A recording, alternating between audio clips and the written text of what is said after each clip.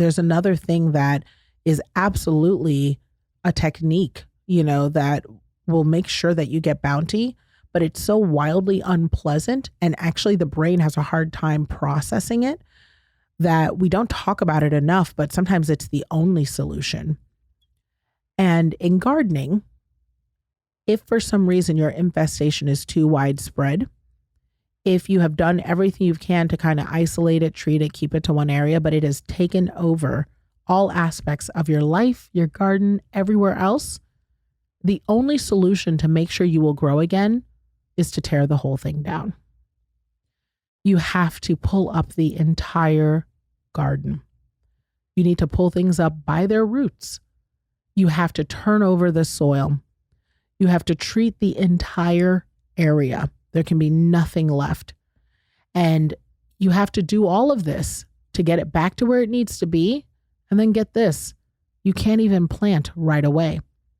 The soil actually has to sit there and lay. And you'll look at it and you'll say, my God, this is an abandoned piece of land. This is soil that hasn't been used. It's overgrown. It could be fruitful, but what's happening? And it looks like nothing's going on, but it's actually restoring itself.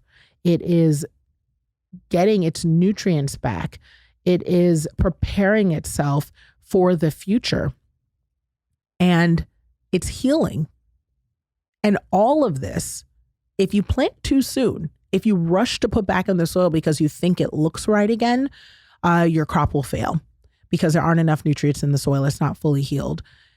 But if you wait just the right amount of time, you will have a better garden than you did the first time because there's nothing left there to infect the soil again. So I say all of this to say that so often we look at people who've gone through breakups or challenges or job transitions or motherhood difficulties, and it's so easy to look at their loss or to look at the changes and say, my God, it looks so different than the way it was before. And I say this not just from what we've seen, but also what you may be going through, friend.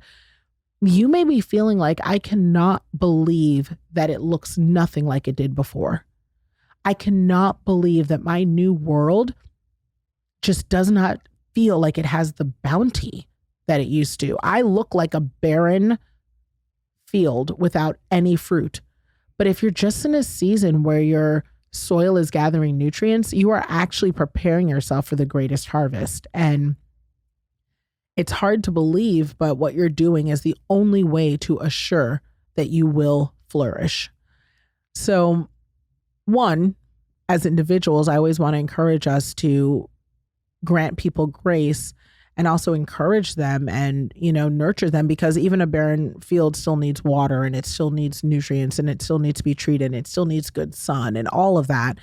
But, it's not ready to give fruit just yet, but it doesn't mean it's no good. And I encourage all of you that when you see people who are in these transition seasons, to give them so much love, because soon they will harvest and you want to be there to taste the fruit too, but also because they deserve it. Nothing's wrong. It's just different. Nothing's missing. It's just different. And then if you're in this place yourself, I just want you to give yourself grace to recognize that it's appropriate, if not a natural and necessary order of events sometimes, where if it is just too crazy, you got to quit the job. If it is just too crazy, you have to move on from the marriage. If the sickness and the mindset and the abuse or the, whatever is just too deep, it's a drastic overhaul in order to start anew, because you still deserve to taste the fruit.